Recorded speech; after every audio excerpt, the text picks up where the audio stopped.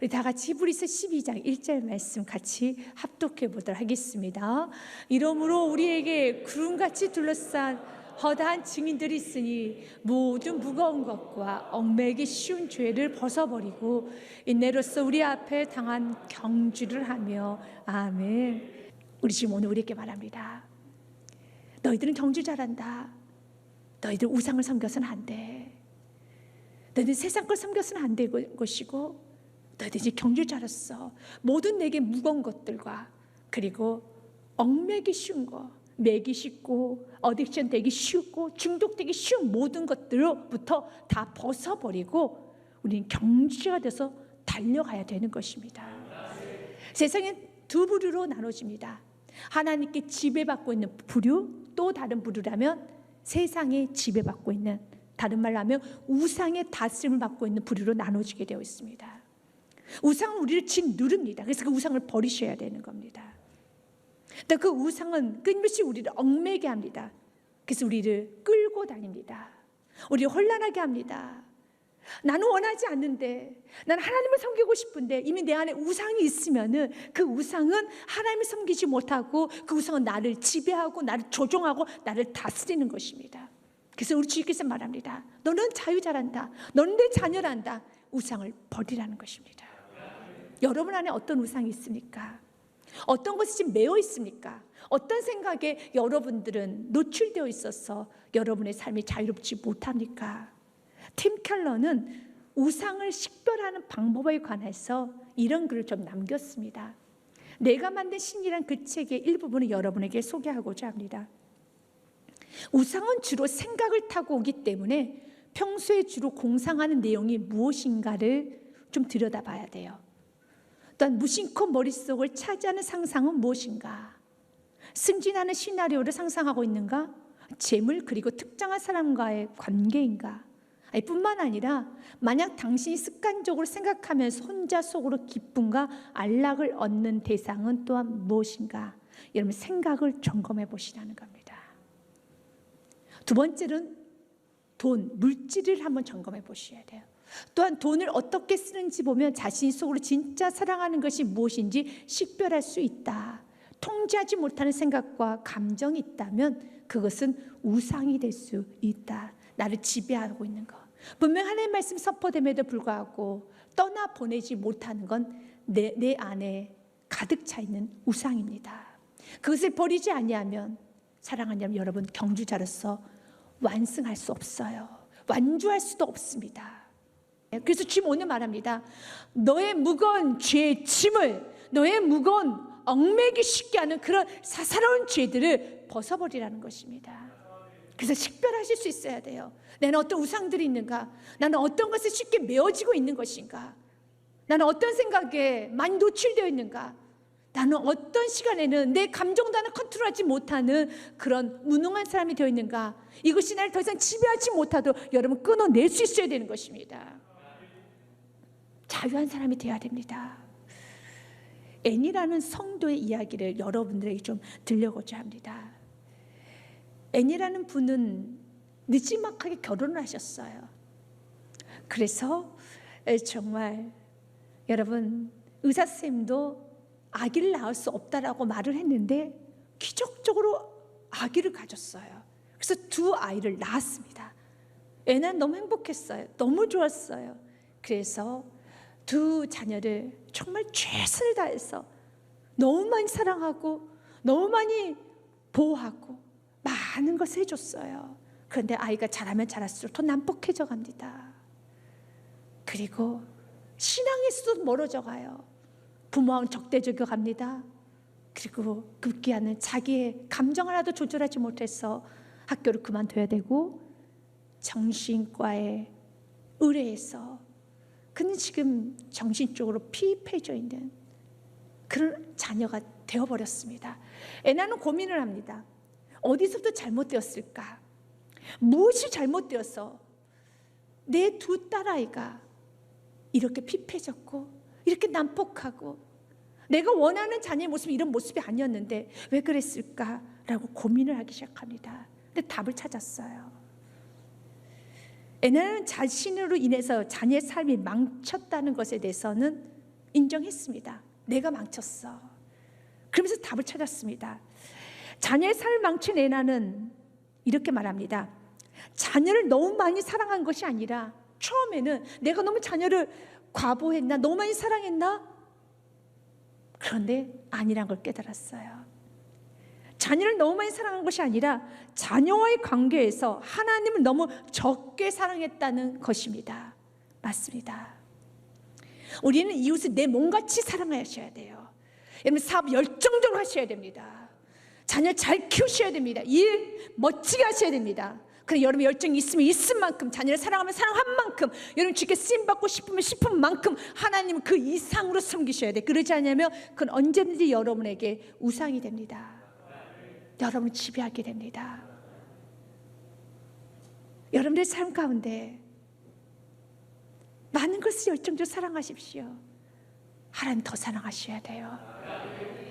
자녀를 사랑했다라면, 헌신적으로 키웠다라면 하나님 섬기는 일에 있어서는 생명 걸고 섬기셔야 됩니다. 하나님보다 더 사랑하는 것이 있으면 그것은 내 안에 우상이 되고 나를 지배하게 되고, 그리고 그 우상의 결과는 여러분 피폐합니다. 사망이라는 것입니다. 그래서 우리 주께서 오늘도 우리에게 말하는 것입니다. 너희들에게 있을 무거운 것, 어느 순간에 너에게 짐이 되어버리는 가정, 일, 너의 인생 다 주님께 내어놓고 벗어버리라는 거예요. 또 얽매기 쉬운 죄들을 벗어버리십시오. 이 벗어버리다는 것은 아포도메노이, 던져버리는 의미를 갖고 있습니다. 과감하게 던져버려야 되는 겁니다.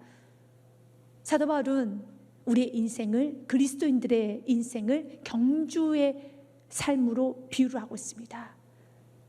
우리 모두 다 마라토너가 돼서 뛰어갑니다. 그럴 때 어떤 사람은 쓰러져 있는 사람도 있을 것이고, 또 어떤 사람은 경로를 이탈한 사람이 있을 것입니다. 어떤 사람은 한 걸음 한 걸음 걷기가 너무 힘이 든 거예요. 또 어떤 사람은 힘이 들지만 가뿐하게 완주를 하는 사람도 있을 것입니다. 우리는 힘이 든 인생인 건 사실입니다. 가시밭길 인생인 건 사실입니다. 그러나 가뿐한 마음으로 여러분 완주를 하셔야 돼요. 그 이유로 지금 말합니다. 너희 경주할 때 구두 신고 가방 들고 여러분 액세서리 하고 경주하는 사람 봤느냐? 없지 않습니까? 그럼 못 뛰어요. 다 벗어야 되는 거예요. 얽매기 쉬운 죄들을 벗어버리셔야 되는 겁니다. 무거운 짐들 다 벗어버리셔야 되는 겁니다. 그래서 여러분들 오늘도 예배 시간을 통하여서 나는 경주자인데 내가 또 얽매인 게 있습니다. 내가 또 치우쳤습니다. 내가 또 메었습니다. 나에게 또 짐을 내 스스로가 지고 있습니다. 하는 것을 끊어버리기 원합니다. 그래서 로마서 6장 14절 말씀에 우리 심은 죄가 너희를 주장하지 못하리니 이는 너희가 법 아래 있지 아니하고 은혜 아래 있습니다. 죄가 여러분 주장하지 못하도록 해야 되는 겁니다. 그래서 순간순간 나에게 죄로 느껴지는 것들을, 내가 메어지는 것들을, 또 나의 연약함을 알고 고백할 수 있어야 되는 것입니다. 우리 이 세상에는 중독을 치료하는 많은 프로그램들이 있어요. 알코올 중독자들 치료하는 여러분 그런 단체, 도박 중독자들. 이 중독을 치료하는 데 있어서의 첫 번째 시작은 자기소개부터 시작한다고 합니다. 첫 회기는 무조건이래요. 나는 심각한 알코올 중독자 아무개입니다. 로 소개를 한다고 합니다. 나는 심각한 도박 중독자 아무개입니다. 나는 심각한 음란 중독자 아무개입니다. 이것이 치료의 시작이라고 합니다. 맞습니다. 이 치료의 시작은 내 자신을 인정하는 거예요. 내가 심각하구나. 내가 심각한 중독자구나. 내가 심각한 우상숭배자구나. 내가 심각하게 매어있구나. 난 또 심각하게 이런 부분에는 쉽게 매이는 사람이구나라고 내 자신을 인정함과 동시에 그걸 고백하면은 내 힘으로는 이 중독에서 헤어나올 수가 없습니다. 내 힘으로는 이것에서 이길 수가 없습니다. 도움을 요청합니다. 그것이 치료의 시작인 것처럼 우리 지금 우리에게 말합니다. 인정하라는 겁니다. 왜 신앙생활이 이렇게 어려운 줄 아느냐? 왜 이렇게 신앙생활이 가볍지 않고 이렇게 힘든 줄 아느냐? 무거운 것이 너무 많고 지금 죄의 짐에 눌려서 또한 얽매여 있어. 우리 지금 우리가 자유하기 원합니다. 요한복음 8장 32절과 34절 말씀에 진리를 알지니 진리가 너희를 자유롭게 하리라. 아멘. 진리만 여러분 자유롭게 할 수 있습니다. 33절 말씀에 그러나 유대인이 이렇게 말하는 거예요. 우리가 아브라함의 자손이라 남의 종이 된 적이 없거늘 어찌 우리가 자유롭게 되리라 하느냐. 그는 거부합니다. 난 심각한 죄인입니다라고 고백하지 못하고 난 종입니다, 난 노예입니다, 중독자입니다 라고 고백하지 못하고 자유롭게 우리는 한 번도 종이 된 적이 없다라고 말할 때 예수님은 다시 대답하십니다. 34절 말씀에 예수께서 대답하시되 진실로 진실로 참으로 너에게 이르노니 죄를 범하는 자마다 죄의 종이라. 지금 너가 무슨 생각을 하고 있느냐? 그래서 넌 죄의 종이야. 지금 너가 지금 무슨 행동을 하고 있냐? 그래서 너는 지금 죄의 종이야. 지금 자신의 생각을 끌고 가고 있는데, 자신의 행동이 지금 통제되고 있지 않은데, 유대인들 안에는 하나님께서 모든 사람에게 주었던 일반 은총, 양심이라는 게 있는 것처럼 유대인들도 특별한 은혜가 아니라 일반 은총이 보여준 양심이라는 여러분 그 은혜가 있어서 유대인들은 예수님의 하신 행동과 예수님이 전하신 그 말씀을 통하여서 유대인들은 거부할 수 없이 인정해야 되는 한 가지가 있었습니다. 그래서 구약에서 예시된 메시아라는 거 인정할 수밖에 없어요. 예수님이 행하셨던 모든 기적은 구약에서 메시아가 이 땅에 오실 때 행하실 기적을 그대로 하나씩 다 보여주셨습니다. 그들에게 믿음을 주시기 위해서 보여주신 거예요. 그래서 양심은 인정을 해야 됩니다. 그런데 인정하지 못하지요. 왜요? 그는 죄의 종이 되어 있기 때문에. 여러분들이 이제 죄의 종이 아니라 말씀의 다스림을 받고 있는 사람이라면 여러분 말씀의 종입니다. 그러나 여러분들이 내가 말씀의 다스림을 받지 못하고 있다면 유대인도 같이 죄의 종입니다. 그때 주님 말합니다. 이제 자유하고 살기를 원한다. 이 자유는 진리 안에 들어오면 자유할 수 있는 것처럼 오늘 주님께서는 메어있는 무거운 짐을 지고 있는 모든 교우들에게 답을 주셔요. 주님, 나도 얽매이고 싶지 않습니다. 나도 이제 우상을 버리고 싶습니다. 참 안 되네요. 먼저 우리 주님께서는 고백하기 원해요. 나는 심각한 우상 숭배자입니다. 나는 노예자입니다. 난 심각한 중독자입니다 라고 고백하면서 고백을 끝나면 안 됩니다. 여러분 심각한 자신의 무능함을 발견했다라면 이제 나로부터의 해답을 찾지 마시고 나로부터의 여러분 해결점을 찾지 마시고 나는 내 자신을 이제는 해결할 수도 없고 통제할 수도 없고 난 내 자신을 다스릴 수도 없는 난 무능한 자를 고백하셨으니까 이제는 예수님 바라보십시오. 이것이 답이에요. 난 심각한 중독자입니다. 난 심각한 죄의 종입니다 라고 고백했으면 내가 아무것도 할 수 없기 때문에 이젠 여러분이 해야 될 유일한 한 가지 있으면 바라보셔야 되는 겁니다. 그래서 두 번째, 얽매기 쉬운 죄를 지고 가는 인생들아 예수를 바라보아라. 우리 끝까지 천국하는 그날까지 예수만 바라봐야 돼요. 세상에 살다 보면 많은 것에 노출될 것입니다. 그때 다시 예수 그리스도를 바라봄으로써 여러분들 승리하셔야 되는 것입니다. 2절 말씀 같이 읽겠습니다. 믿음의 주여 또 온전하게 하신 이인 예수님을 바라보자. 그는 그 앞에 있는 기쁨을 위하여 십자가를 참으사 부끄러움을 개의치 아니하시더니 하나님 보좌 우편에 앉으셨느니라. 아멘. 예수 그리스도를 바라보십시오. 그 예수 그리스도는 믿음의 주시고 또한 그 예수 그리스도는 우리를 온전하게 하신 분이십니다. 첫 번째 우리가 바라봐야 될 예수님은 믿음의 주이십니다. 이 주, 믿음의 주를 조금 더 정확하게 번역을 해보면요, 주는 아르케고스, 시작 창시를 의미하는 아르케와 또 이끌고 가다를 의미하는 아르코의 합성어입니다. 그래서 믿음의 주요라는 것은 바로 시작하시는, 시작을 선도하는 주님이시다라는 뜻을 갖고 있어요. 여러분이 바라봐야 될 것은 바로 내 인생을 시작하신 예수님 바라봐야 되는 겁니다.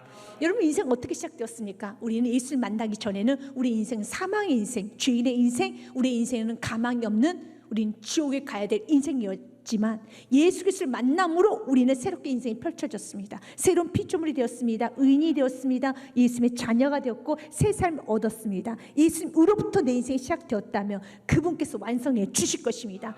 우리가 뭔가 세상에 매어있고 내 자신의 연약함이 느껴질 때마다, 여러분 생각 하나 통제하지 못하고 여러분의 무능함을 발견할 때마다, 내 안에 우상을 느낄 때마다 예수 그리스도를 바라봄으로써 예수님이 죄인 되었을 때 나를 구원하여 주신 것처럼 예수님 나를 구원하여 주시옵소서. 예수를 바라보기 시작하면 치유가 일어나요. 어떤 예수님이요? 여러분을 건져주신 예수 그리스도를 바라보라는 거예요. 여러분에게 생명을 주신 예수 그리스도를 바라보라는 거예요. 여러분을 사랑하신 예수 그리스도를 바라보라는 겁니다. 그러면 여러분의 마음은 맞아, 내가 예수님으로 살아났었지. 예수님 때문에 살아났지. 예수님으로 인해서 내가 새 생명을 얻었지 라는 그 마음에 다시 한번 딱딱했던 마음은 부드러워져요. 스펄전 목사님도 이 부분에 있어서 이런 표현을 하셨습니다.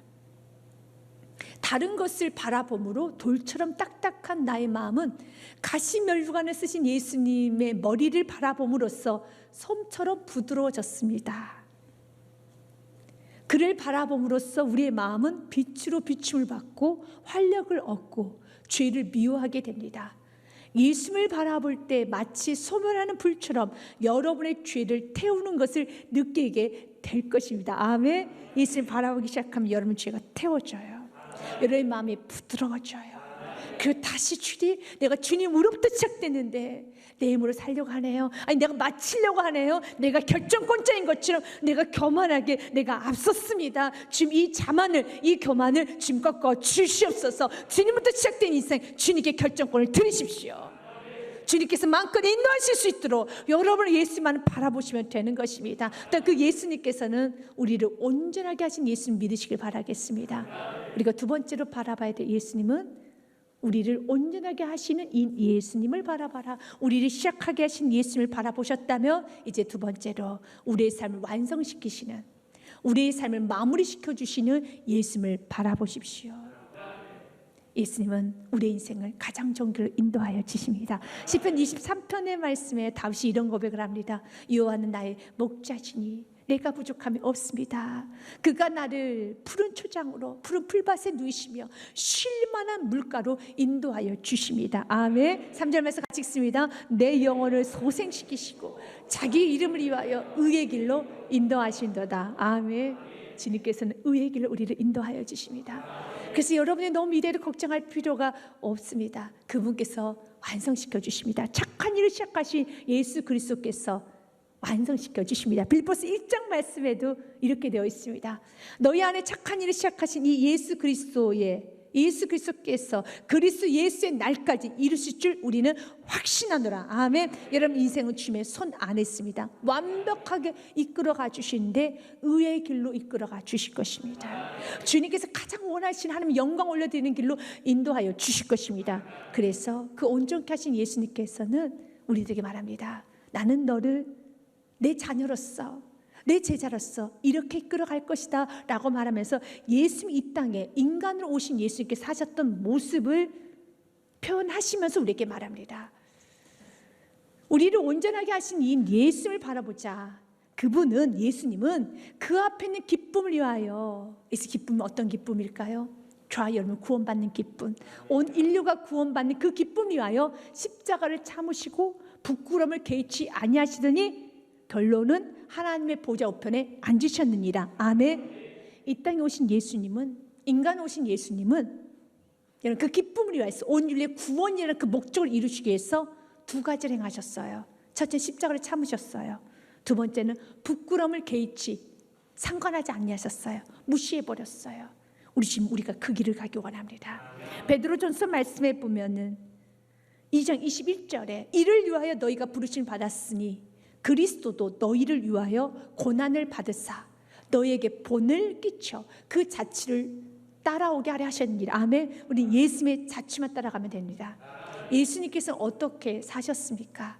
기쁨을 위하여서 온 인류의 구원, 하나님의 영광, 이 땅에 하나님께 허락하신 귀한 목적을 이루시기 위하여서 십자가를 참으셨고 부끄러움을 개의치 아니하셨던 것처럼 우리의 삶에도 하나님의 영광과 하나님이 이 땅 여러분들에게 이루고자 하시는 귀한 목적을 이루시기 위해서 여러분도 십자가를 참으셔야 되는 겁니다. 각자인 다 사명의 십자가가 있습니다. 여러분, 그 십자가의 길은 예수님이 가셨던 그 길이 평탄하지 않으셨던 것처럼 우리가 지고 가는 그 십자가는 넓은 길이 아니에요. 여러분, 가벼운 십자가는 아닙니다. 각자의 좀 묵직한 십자가들이 있을 겁니다. 그래, 그 십자가를 참고 지고 가야 되는 겁니다. 여러분에게 하나님은 여러분을 통해서 받고 싶은 영광이 있을 것입니다. 가정을 통해서, 사업장, 일터, 인생, 여러분의 삶의 구석구석 모든 시간을 통해서 받고 싶은 영광이 있을 것입니다. 그 영광을 드러내십시오. 그 일을 위해서 십자가를 참으십시오. 자리를 이탈하지 마시고 예수님께서는 정신적, 육체적 고통이 있어도 그것을 끝까지 지고 가셨던 것처럼 여러분 지고 가야 되는 겁니다. 그런데 우리 힘으로 지는 것이 아니라 누구를 바라봄으로써요, 보좌 우편에 앉아 계신 예수 그리스도를 바라봄으로 승리하는 겁니다. 영원히 십자가만 있지 않아요. 십자가 위에서 가시면류관을 쓰셨던 예수님은 지금 어디 앉아 계십니까? 보좌 우편에 앉아 계시는 것처럼요, 승리하셨던 것처럼 지금 그 예수를 바라보라는 것입니다. 지금 너의 가는 길이 좀 험난하고 힘들다 할지라도 좌절하고 낙심하지 말 것은 우리 예수님이 지금 보좌 우편에 앉아 계신 것처럼 이미 승리하신 것처럼 너의 삶에도 승리밖에 없다는 것입니다. 그러니 좀 낙심되고 내가 좀 기우뚱기우뚱 하려고 할 때마다 좌로나 우로나 치우치지 말고 더 예수만 바라보고 여러분의 인생에 생명을 주신 예수 그리스도, 또 그 예수 그리스도 완성시켜 주시고 그 예수 그리스도는 승리하신 예수 그리스도, 십자가에서 영광으로 끝나신 예수 그리스도를 바라보시고 여러분의 삶에 승리를 하시라는 겁니다. 성경에서는 좌로나 우로나 치우치지 말라라는 말씀이 좀 자주 언급이 되어 있습니다. 신명기서 말씀 5장 32절 말씀에 그런즉 너희 하나님 여호와께서 너희에게 명령하신 대로 너희가 삼가 행하여 좌로나 우로나 치우치지 말고, 또한 여호수아 1장 7절 말씀도요. 오직 강하고 극히 담대하여 나의 종 모세가 내게 명령한 그 율법을 다 지켜 행하고 우로나 좌로나 치우치지 말라. 그리하면 어디로 가든지 형통하리니. 여호수아 23장 말씀 6절에도 그러므로 너희는 크게 힘써 모세 율법책에 기록된 것을 다 지켜 행하라. 그것을 떠나 우로나 좌로나 치우치지 말라. 잠언 말씀 같이 읽겠습니다. 좌로나 우로나 치우치지 말고 내 발을 악에서 떠나게 하라. 아멘. 치우치지 마십시오. 예수 그리스도를 바라보고 가시길 바라겠습니다. 일단 그 예수님께서는요, 부끄러움을 개의치 아니하셨어요. 예수님 너무 부끄럽겠어요. 예수님이 조롱했고 예수님께 침 뱉었으며 예수님을 때리셨으며 예수님께 비아냥거렸으며 말도 못하는 많은 말을 했습니다. 그런데 예수님 그런 모든 말을 여러분 상관하신 것이 아니라 무시해버렸어요. 개의치 아니하셨어요. 목적을 이루시기 위해서 우리 삶도, 우리 예수님이 우리에게 말합니다. 너희들도 세상의 조롱과 세상의 말과 지저분한 소리와 어떤 너희들의 마음을 흔드는 많은 소리 듣는다 할지라도 이제 그런 거 개의치 말아라. 무시해버리고 너는 가야 될 길이 있어요. 믿음의 길을 가라는 것입니다. 예수님은 무시할 건 무시해버리고 내게 주신 은혜대로 예수님 나아가셨던 것처럼 십자가의 길을 걸으셨던 것처럼 우리도 마찬가지예요. 하나님 여러분 주신 그 은혜를 붙잡고 나아가야 되는 것입니다. 그럴 때 순간 우리는 연약하기 때문에 세상의 말소리를 들으면, 나를 인정해 주지 못하는 말을 들으면 우리는 마음이 너무 힘들어요. 연약하기 때문에 그때마다 예수님 오늘 말합니다. 너가 또 벌써 매어버렸구나. 사람에게 매었구나. 사람의 인정에 매었고 사람의 성공에 매어있고 또 권세에 매었고 사람의 부귀 영화에 매어있구나. 다시 한번 예수 그리스도를 바라봄으로써 이제 매이는 인생이 아니라 정복하고 다스리는 인생이 되어야 하겠습니다. 시편 62편 말씀에도요, 1절 2절 말씀이 우리에게 말합니다. 나의 영혼이 잠잠히 하나님만 바라며 나의 구원이 그에게서 나오는도다. 2절 말씀 같이 읽습니다. 오직 그만이 나의 반석이시오 나의 구원이시오 나의 요새이시니 내가 크게 흔들리지 아니하리로다. 아멘. 크게 흔들리지 마십시오. 그러나 적게 흔들렸고 여러분의 삶이 좀 기우뚱기우뚱할 때마다 다시 믿음의 주요 나를 구원하신 예수 그리스도, 또 나를 완전히 이끄실 그 완전하신 나의 목자 되신 예수 그리스도를 바라봄으로써 여러분 흔들렸던 마음을 다시 다 잡고 믿음의 옷깃을 여미고 여러분 경주자로서 가뿐하게 뛰어나가시기 바라겠습니다. 그리고 완주하시기 바라겠습니다. 그리고 예수님께서 여러분을 만나실 때 참 잘했다, 내 충성된 내 종들아, 여러분 이마에 땀을 닦아주실 것이고 여러분 눈에 눈물을 닦아주실 것입니다. 오늘도 여러분의 삶에 예수 그리스도를 바라봄으로써 여러분의 삶에 승리만 있으시길 주님의 이름으로 축복드립니다.